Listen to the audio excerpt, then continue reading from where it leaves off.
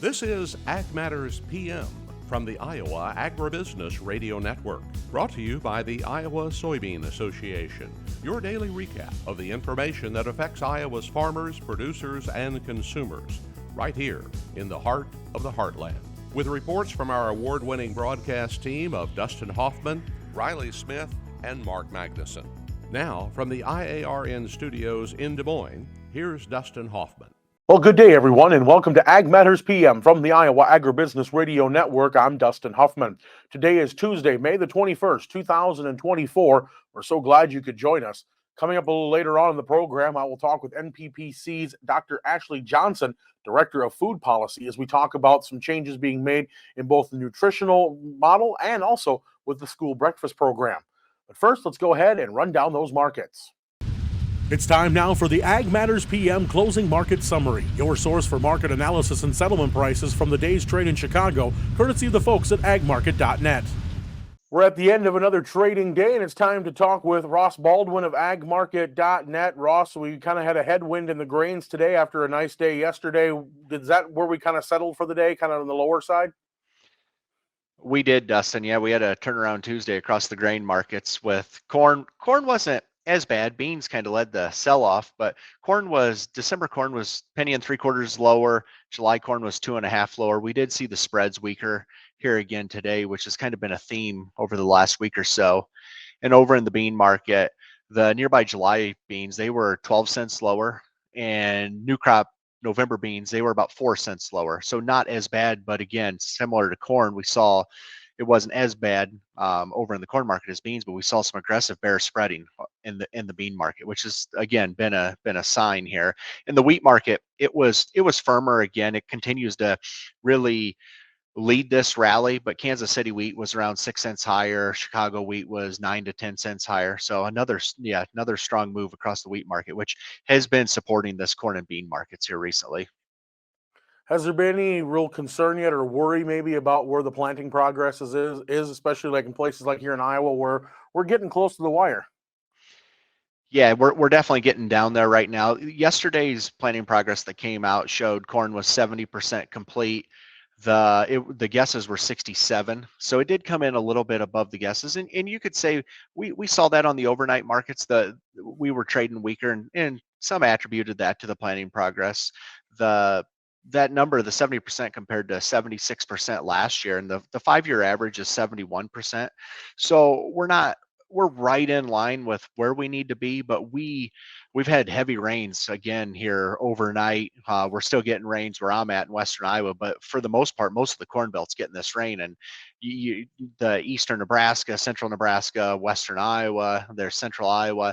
There's a lot of places that are getting some really heavy rain, and you're looking at potential, replants. There's already been replanting going on, and guys talking about having to replant some replanted acres. So there is going to be some concern here as we get later on out into this week and into next week around the planting progress with what the forecast is looking like. All right, and then on the livestock side of things, we kind of saw a mixed day in cattle yesterday. Hogs were a little higher. Did that hold together today, or what did the livestock do? Cattle, they turned it around here today and had a very solid day. August live cattle were $1.87 higher. October cattle were $1.30 higher. Feeders kind of lagged cattle, relatively speaking, but feeders had a monster week last week. But today, feeders were $1.30 to $1.50 higher. So very, very strong performance. And it was a very encouraging day that we had across especially the fat cattle market. You had August, October, December fats. They all traded right around their 200-day moving average today, where their low of the day was around the 200-day, and we rallied right off of that. So moving forward, I mean, I really look for the 200-day to be some major support underneath these markets. And for the fat cattle market, this was the highest level we've closed at since the end of March, which is another very encouraging sign. We're trading right back up to the levels we were before the avian influenza started really hammering this market. We have a cattle on feed report this week. It should show some friendly numbers with the on feed around 99%. Placements are forecast to be down into, I believe, 93, 94%. And the markings is looking to be a strong number above 100. So the cattle market, on the heels of last week's cash being 2 to 3 higher, a lot of optimism across the cattle markets. And hogs, they were 50 to 60 lower today. They just remain in a very heavy technical selling environment. They really can't get their feet underneath of them.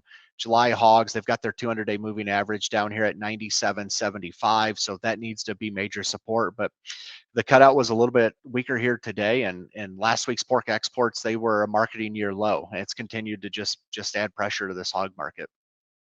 All right. Well, if folks want to talk about some of the marketing strategies they can employ, especially if they're looking at finishing up some of the 24 marketings, what's the best way for them to get in touch with you at agmarket.net?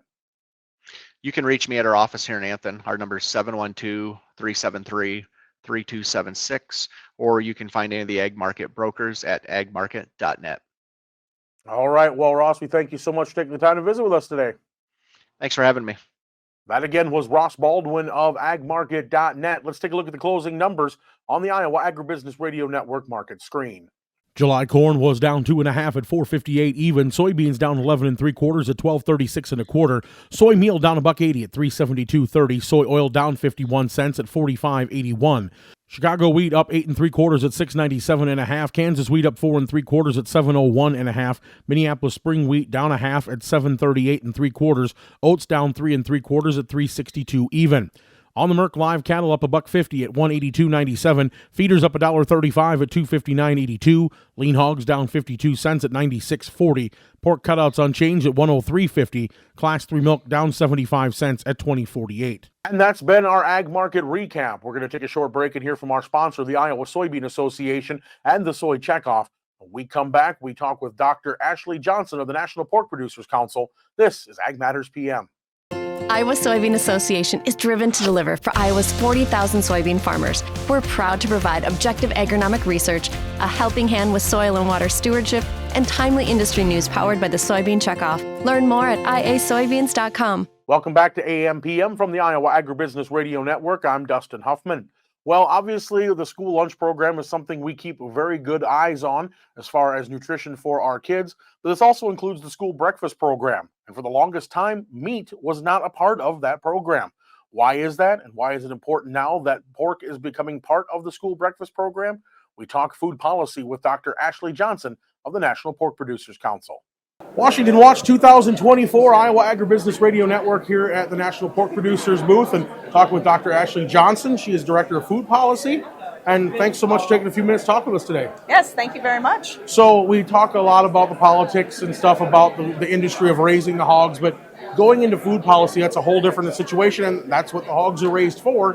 Talk a little bit about some of the things you guys are working on, some of the new things that you've got going on. I know school lunch programs and stuff have been a situation. What's going on there? Yeah, so we actually had some exciting news last week when it comes to the final rule in school meals. So last week, the final rule, actually, we had some really great news for protein. Specifically, what, of course, we always look to is pork. And originally with school breakfast, you actually weren't given credit to be able to have meat at school breakfast. But with the new with the new rule that actually was released last week, schools can have meat at breakfast, which is a really great thing because when it comes to protein, it is absolutely critical for these children to have a very well-rounded and very nutritious breakfast because it really affects their ability to learn, to pay attention in school. And you know what? Pork is exactly that. It's nutritious, it's delicious. It's also affordable, so these schools can actually be able to utilize that protein to be able to feed these kids and help them with their school. You know, when you think about the requirements for these meals, why wouldn't you think that the breakfast would have the same requirements as the lunch program does? Yeah. So very interesting there with the difference of requirements. And with school breakfasts, it's really been, originally there were some ability to have meats there, but it kind of got backed off where a lot of these kind of grains and unfortunately a lot of high sugar content foods were really actually a part of that credit in the school breakfast. And a lot of that has to do with ease of, access to these items, the cost in those items, but that's not necessarily what's good for our children. And so it was really important for us to be able to comment on this and get that back into the school breakfast for our children. All right, and what other areas of food policy and stuff are you working on right now? Yes, so this actually rolls into the dietary guidelines for Americans. And that's a really important one because that informs the decisions on being able to, tell physicians, to tell all of these meal programs such as SNAP that are really, really big and very important in this country on what is actually allowed with it when it comes to our nation's nutrition. And so the dietary guidelines are going to be finalized. The 2025-2030 guidelines will be finalized at the end of this year. So we've been working on providing comments and being able to provide what that should look like. And then continue that work because it will roll on to the very next year, the 2030 and 2035 guidelines. And so making sure that protein is still a part of our plate, that it's so critical to every age group in being able to meet those nutrient requirements. And so making sure that that's not lost in this conversation and that still protein is there, and especially how pork can be something that's very affordable and delicious and nutritious on our plates. All right, and of course, food policy like that helps dictate how the programs are ushered for SNAP and all that. And that's part of the Farm Bill that we don't always think about, but having that information is what helps them make the informed decisions, just like with the Farm Bill.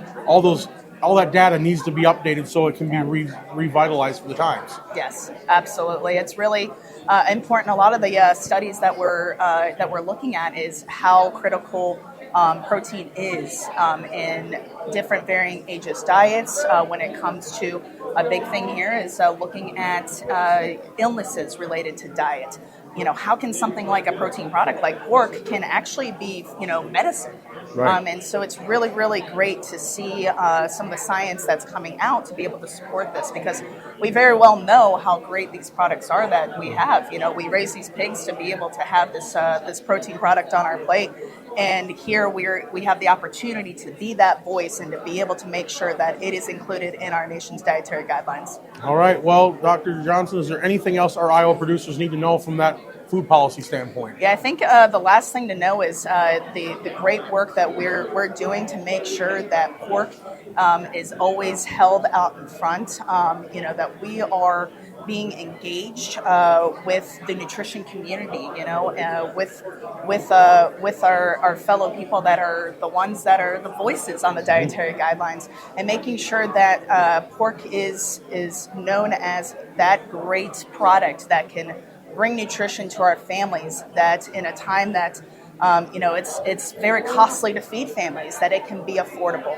So making sure that our producers know that pork is definitely being the one that is actually shining a light for the protein products. All right. Well, Dr. Ashley Johnson here with the National Pork Producers here on the Iowa Agribusiness Radio Network. Thank you so much. Great. Thank you. And that again was Dr. Ashley Johnson of NPPC. And that brings us to the end of today's program. You can find all our content online at iowaagnet.com. Follow us on Facebook, X, LinkedIn, and on our YouTube channel. While you're there, subscribe, hit the bell icon, so that way you're notified each time we put out a new video product. Also, don't forget about our free 3 times a day market podcast with analysis sent free of charge right to your mobile device for the openings, middays, and closings on Amazon, Apple, Spotify, Google, and Podbean. From the IARN studios in Des Moines, I'm Dustin Huffman. For Riley Smith, Andy Peterson, and Mark Magnuson, we thank you for watching. This has been Ag Matters PM.